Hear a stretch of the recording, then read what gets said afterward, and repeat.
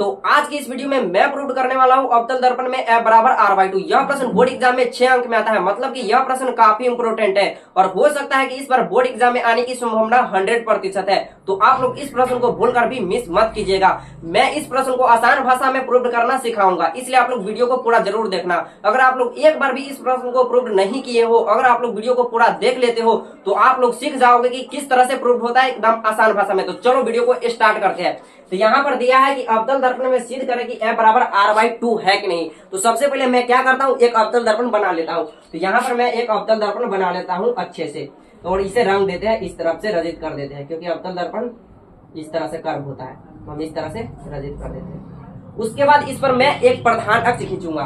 तो इस तरह से मैं एक प्रधान अक्ष इस तरह से खींच देता हूँ, और यह होता है ध्रुव। तो ध्रुव को P से सूचित करते हैं, और यह है वक्रता केंद्र जिसे हम C से सूचित करते हैं, और ध्रुव और वक्रता केंद्र के बीच में होता है फोकस, जिसे हम F से सूचित करते हैं। तो यहाँ पर हम F से सूचित इसे कर दिए।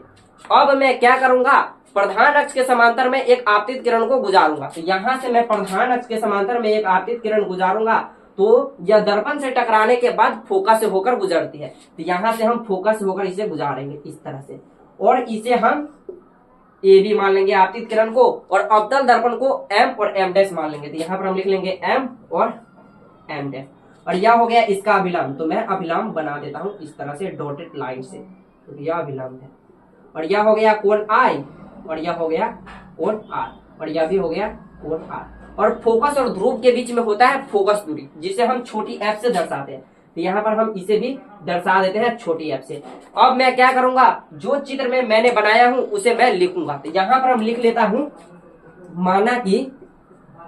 माना कि MM' एक अवतल दर्पण है, अवतल दर्पण है जिसका ध्रुव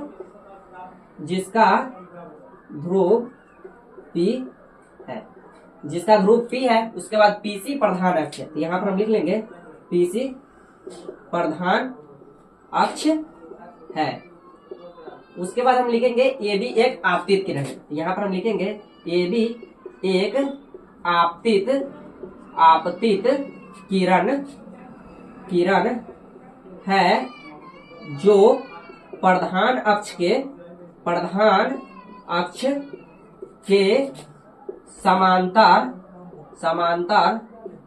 और निकट है।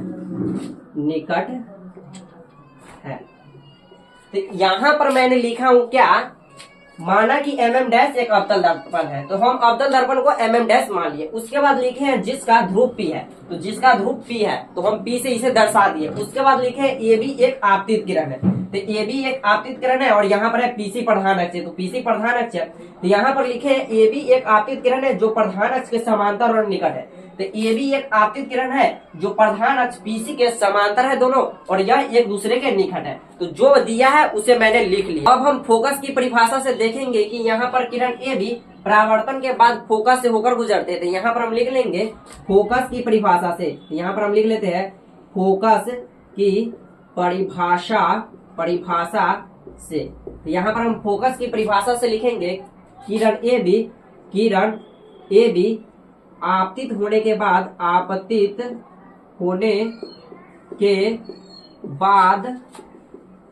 F से होकर गुजरती है,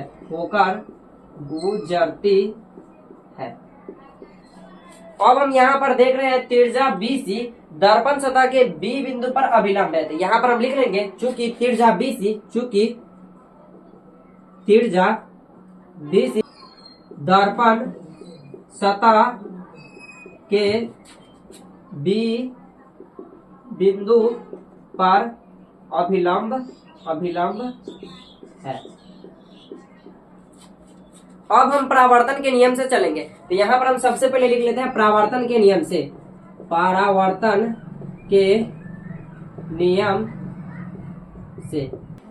तब परावर्तन के नियम से यहाँ पर हम देख रहे हैं कि कोण ABC बराबर हो जाएगा कोण CBF, क्योंकि कोण I बराबर कोण R है। तो यहाँ पर कोण ABC बराबर हो जाएगा कोण CBF।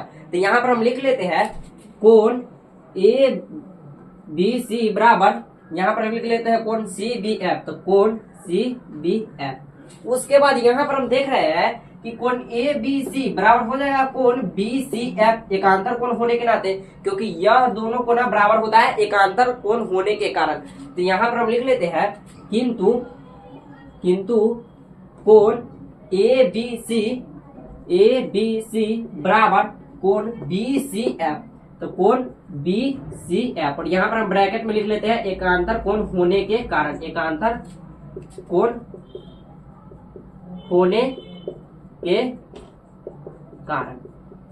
अब यहाँ पर कोण ए बी सी बराबर कोण सी बी एफ है, और यहाँ पर कोण ए बी सी बराबर कोण बी सी एफ है, तो इसके बराबर ये है तो इसके बराबर यह लिख सकते हैं हम। तो यहाँ पर हम लिख लेते हैं कोण सी बी एफ बराबर कोण बी सी एफ। यहाँ पर देख लो कोण सी बी एफ, यहाँ पर है कोण सी बी एफ बराबर हो जाएगा कोण बी सी एफ, क्योंकि यह दोनों बराबर है। अब हम इसे नेक्स्ट पेज पर लेते हैं। अब हम यहाँ तक आ चुके थे, अब हम आगे देखते हैं। तो यहाँ पर हम देख रहे हैं कि एक समद्विबाहु त्रिभुज बन रहा है, त्रिभुज बी सी एफ। तो यहाँ पर हम लिख लेते हैं इस प्रकार, यहाँ पर हम लिख लेते हैं इस प्रकार त्रिभुज बी सी एफ एक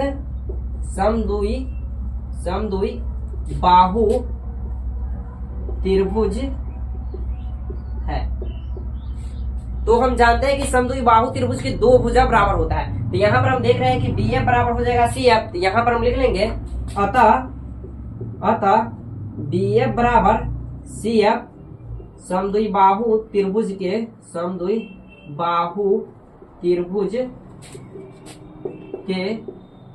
भुजा होने के कारण,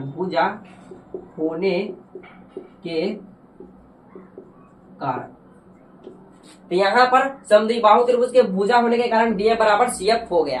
अब हम यहाँ पर देख रहे हैं यदि बी पी के बहुत निकट है तो बी एफ बराबर पी एफ हो जाएगा। तो यहाँ पर हम लिख लेते हैं यदि बिंदु बी पी के बहुत निकट हो तो बी एफ बराबर पी एफ लगभग। अब हम यहाँ पर देख रहे हैं कि बी एफ बराबर सी एफ है, तो बी की जगह हम पी लिख सकते हैं क्योंकि बी पी के बहुत निकट है, क्योंकि बी एफ बराबर हो जाएगा पी एफ, क्योंकि बी पी के बहुत निकट है। तो यहाँ पर हम लिख लेते हैं पी एफ बराबर सी एफ। तो पी एफ का मान निकालना चाहेंगे तो यह है पी एफ बराबर है सी एफ। तो पी एफ का मान निकालना चाहेंगे तो पीसी में 2 से भाग दे देंगे तो यहाँ पर पी एफ का मान निकल जाएगा। तो यहाँ पर हम लिख लेंगे बराबर पीसी बाई 2।